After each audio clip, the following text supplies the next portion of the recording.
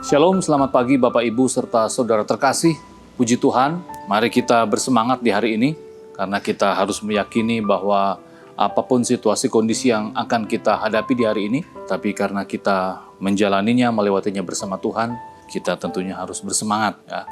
Baik, sebelum kita sama-sama beraktivitas di pagi hari ini, mari kita sama-sama kembali memikirkan dan merenungkan firman Tuhan. Dari 1 Timotius pasal yang keempat, ayat yang ke-10, demikian firman Tuhan. Itulah sebabnya kita berjerih payah dan berjuang. Sekali lagi, itulah sebabnya kita berjerih payah dan berjuang. Karena kita menaruh pengharapan kita kepada Allah yang hidup, Juru Selamat semua manusia, terutama mereka yang percaya. Puji nama Tuhan.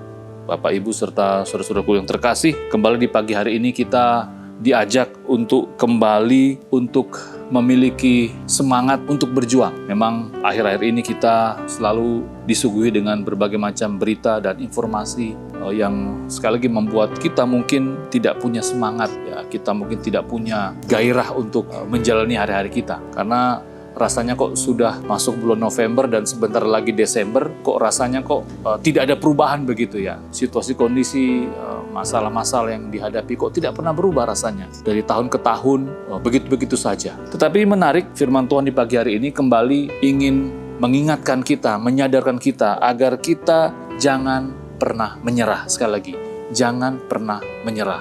Jelas sekali apa yang dikatakan oleh Rasul Paulus, pesan kepada Timotius, dikatakan ayat 10a, itulah sebabnya kita berjerih payah dan berjuang. Jadi di ayat yang ke-10 ini, Rasul Paulus menegaskan kepada Timotius yang dalam konteks surat ini adalah seorang pelayan Tuhan, seorang hamba Tuhan yang masih sangat muda. Tentunya kalau kita melihat situasi kondisi yang dihadapi oleh Timotius, juga adalah ada situasi yang sulit, yang berat yang dihadapi oleh seorang Timotius. Menghadapi pengajaran yang sesat, menghadapi jemaat yang mungkin juga belum dewasa, menghadapi jemaat yang tidak mudah diatur, dan berbagai macam situasi kondisi. Tetapi sekali lagi pesan Rasul Paulus tetap sama dari hari ke hari. Itulah sebabnya kita berjerih payah dan berjuang. Ini ingin menyampaikan kepada Timotius bahwa saya juga sebagai seorang Rasul Kristus juga tidak jauh berbeda dengan kamu, Timotius. Saya juga sampai hari ini masih berjerih payah dan berjuang. Dan oleh sebab itu kita juga yang masih hidup, menikmati hidup yang Tuhan berikan di hari ini,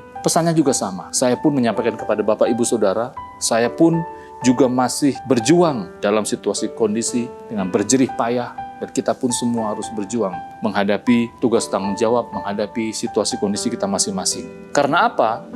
Karena kita menaruh pengharapan kita kepada Allah yang hidup. Sebagai orang-orang yang punya pengharapan, ini yang menjadi pembeda kita. Membuat kita semangat, membuat kita punya optimisme. Karena kita punya pengharapan. Pengharapan kita itu pasti yaitu kepada Allah yang hidup. Di mana Allah yang hidup itu kita yakini akan selalu mendengar setiap doa dan seru kita. Selalu memperhatikan kita, selalu peduli kepada kita. Dan Dia tidak pernah akan meninggalkan kita. Karena Dia adalah Allah yang hidup, Allah yang kita percayai.